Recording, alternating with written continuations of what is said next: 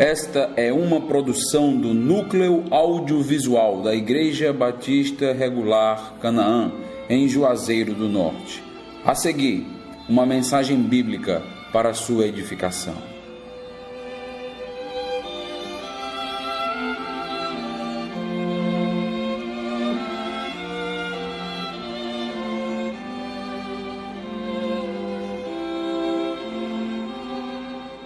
Quero por alguns minutos trazer algumas reflexões sobre o famoso problema do mal.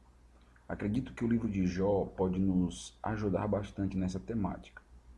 Gosto sempre de notar que existe um contraste bem marcante no livro de Jó. Enquanto Deus se mantém em silêncio, os teólogos não conseguem parar de falar. Os amigos de Jó estão elaborando todo um sistema teológico para tentar isentar Deus de culpa e lançar todo o mal sobre Jó.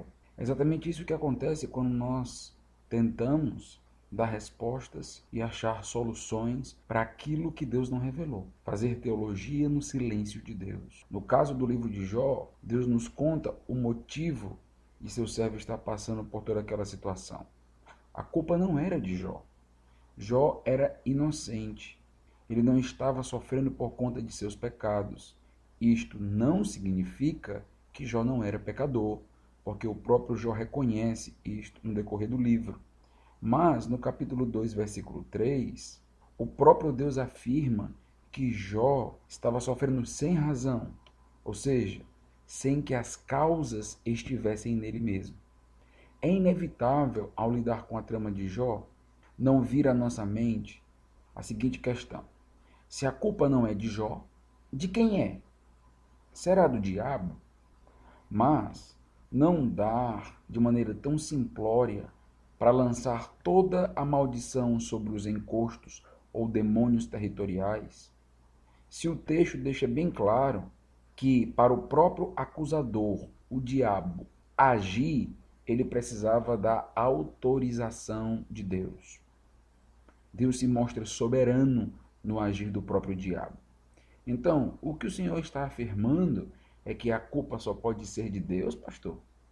Por quê? Se não é do homem e se não é do diabo, como explicar a situação de Jó então? É muito importante, ao ler o livro de Jó, notar que os amigos de Jó estão tendo a mesma dificuldade que nós temos para explicar o problema do mal. De onde vem o mal? Esta pergunta nos incomoda profundamente, porque cremos que a primeira postura que devemos ter é a do advogado de defesa de Deus. É incrível como todo teólogo tem uma tendência de tentar ser o defensor celestial, o defensor público dos céus. Nos sentimos na obrigação de defender a Deus a todo custo, como se ele mesmo não pudesse. É como se Deus precisasse de nós, teólogos, para que seu caráter não fosse imaculado. Afinal, o que seria de Deus sem as nossas mentes fantásticas, não é mesmo? E normalmente o que fazemos? Qual a nossa estratégia para isentar Deus? Colocamos a culpa em alguém. Acredito que Freud explica isso. Não é esta a estratégia majoritária na própria psicologia? Colocar a culpa em outro. Começamos a inventar 1001 sistema dentro da teologia para que toda a revelação bíblica possa fazer sentido, buscando um bode expiatório, para que consigamos montar o quebra-cabeça. Nem que para isso precisemos forçar algumas pecinhas do quebra-cabeça que não parecem encaixar exatamente nas tramas reveladas nas Escrituras. E o que conseguimos no final de contas? Uma senhora teologia meramente humana, com explicações rasas e restritas ao nosso mundo e nossas percepções naturais.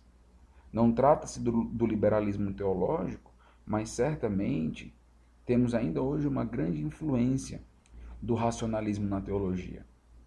Um dos artifícios que usamos muito se chama livre-arbítrio. Essa estratégia não é fruto do século XVIII, do iluminismo, mas da tentativa de explicar o inexplicável. Dessa perspectiva, todo o mal se explica com o livre-arbítrio. Isto porque conseguimos finalmente isentar Deus de todo e qualquer vestígio de culpa. Deus foi absolvido. Isso não é bom? Através do livre-arbítrio, a culpa é toda do homem e ponto final. As peças todas se encaixando. Tudo fica transparente. E a graça preveniente, não ser bíblica, se torna um mero detalhe. Mas será que é assim mesmo tão fácil? Não estou afirmando que o homem não tem sua culpa. Sim, a Bíblia o responsabiliza por seus atos. Citando apenas um texto de centenas de outras passagens bíblicas que poderíamos mencionar, temos Lucas 22, que afirma que o Filho do Homem, na verdade, vai segundo o que está determinado, mas ai daquele por intermédio de quem ele está sendo traído. Reconhecer a responsabilidade do homem não significa que tudo estará explicado como um passe de mágica, que tudo fará sentido a partir de agora. Esta é a maneira mais simples de isentar a Deus, mas não necessariamente a certa. Mas então, pastor, se não é assim, qual é a sua sugestão? Colocar a culpa em Deus? Afirmar que Deus é mau ou cruel? Não, logicamente que não. Pois caso faça isto, estarei lançando fora não só o Deus do cristianismo, revelado nas Sagradas Escrituras, como também abrindo mão da esperança da justiça. Porque o próprio Paulo, no livro de Romanos, traz o seguinte questionamento: se Deus for injusto, quem um dia vindicará a justiça? Por quem seremos julgados? Deus precisa necessariamente ser justo. A Bíblia também afirma que Deus é amor e de maneira bem enfática que Deus é santo, santo, santo, separado de todo mal. Então, como explicar o surgimento do mal? Entendo que o livro de Jó nos dá duas opções: ter a postura de um sábio ou de um tolo. Lembre-se que a literatura de Jó é poética e trata-se de uma construção sapiencial. O propósito do livro é levar Jó à sabedoria, o que acontece apenas no final do livro. Muito melhor do que ter todos os seus bens multiplicados no final, Jó é abençoado por achar sabedoria. Já estamos infectados com a teologia da prosperidade de tal maneira que achamos que apenas os bens, de fato, evidenciam a bondade de Deus para com Jó. Como um tolo conciliaria a culpa do homem, a responsabilidade do homem e a soberania de Deus? Os amigos de Jó nos mostram muito bem. A culpa é de Jó. Fácil, simples, acabou a história. Porque se não for, a imagem de Deus sofrerá arranhões. Deus aparentará, no episódio de Jó, ser alguém muito cruel, um Deus caprichoso, que tirou os bens de seu servo, matou seus empregados, matou seus 10 filhos, acabou com sua saúde, e tudo por uma birrinha, uma aposta sem graça com o diabo. Que Deus é este? Que culpa tem Jó das neuroses de Deus? Então, para isentar Deus, o que os amigos de Jó fazem? A culpa é de Jó. Mas a culpa é realmente de Jó? Esta é a grande tensão do livro. Não basta simplesmente afirmar ou lançar toda a culpa sobre ele, porque os primeiros capítulos de Jó nos mostram que o próprio Deus afirma que não. Então, pastor, a culpa só pode ser de Deus. A resposta é: também não. Mas como assim? Isso não encaixa, não faz sentido nenhum. Quem te prometeu que um dia você saberia como funciona as engrenagens do céu? Deixe-me te dar uma resposta que talvez seja frustrante e até desanimadora. Você, nem eu, nem ninguém conseguirá explicar de modo completo e satisfatório os desígnios e mistérios celestiais. E graças a Deus que Ele mesmo não requer isto de nós. Quem é o sábio no livro de Jó? Aquele que se restringe e reconhece suas limitações. aquele que entende que os bastidores divinos estão fechados à nossa mente. Sábio é aquele que não vive tagarelando daquilo que não sabe, pois simplesmente não foi revelado. Meus irmãos, Deus é cruel? Logicamente que não. Deus é mau? Não, de modo nenhum. Mas note que descrição incômoda temos no final do livro de Jó. Jó, capítulo 42, versículo 11. Então vieram a ele todos os seus irmãos e todas as suas irmãs, falando aqui a respeito de Jó, e todos quantos dantes o conheceram e comeram com ele em sua casa, e se condoeram dele, e o consolaram de todo o mal que o Senhor lhe havia enviado. Cada um lhe deu o seu dinheiro e um anel de ouro. Quem enviou este mal? O texto diz, e de todo o mal que o Senhor lhe havia enviado. É difícil conceber e responder essa pergunta, né? Quem enviou este mal? Deus. Começamos muitas das vezes a gaguejar e ser acometidos por tiques nervosos.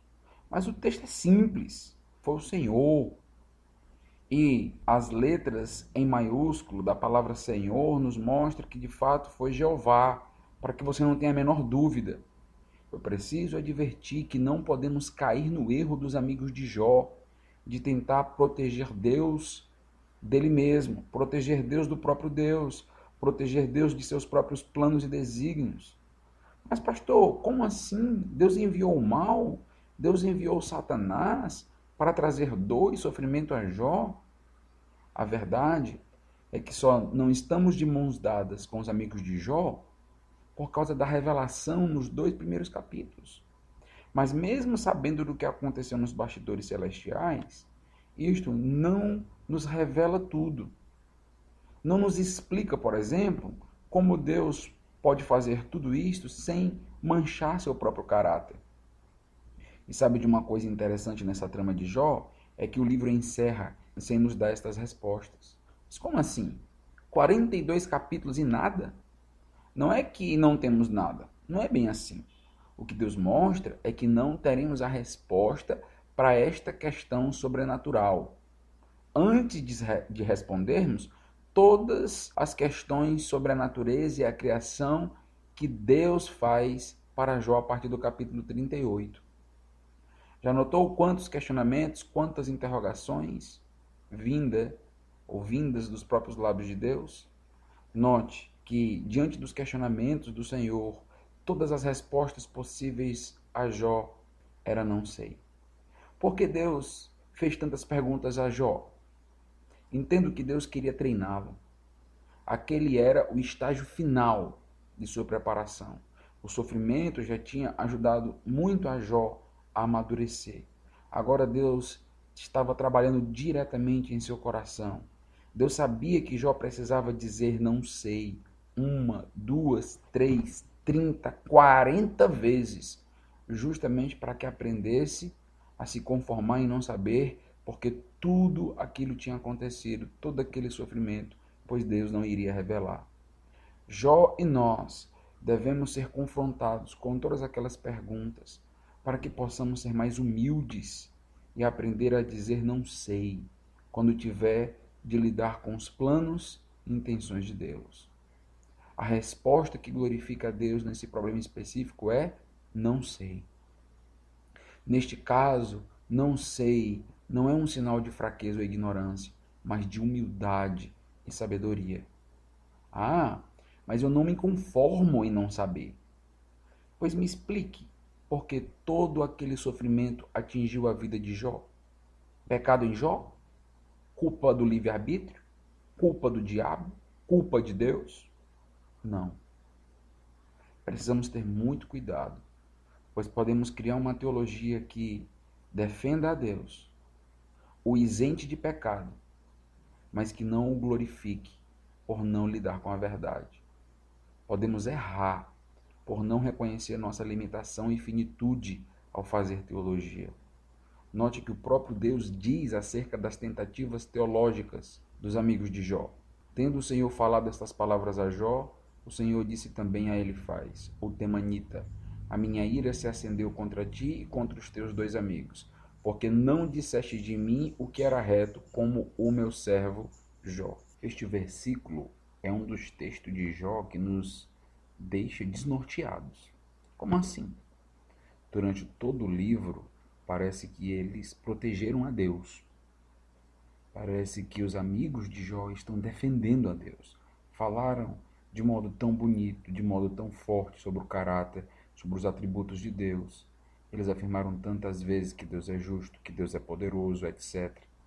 Pois é, eles erraram justamente na tentativa de proteger a Deus. Eles falaram demais, falaram do que não sabiam, usaram a teologia, o que conheciam de Deus de maneira errada. Foram longe demais em sua teologia. Cuidado, lembre-se sempre que é melhor dizer não sei do que falar demais, escrever demais. Tudo isso para ter que ouvir um dia do próprio Deus. Eles não disseram de mim o que de fato era reto. Deus abençoe.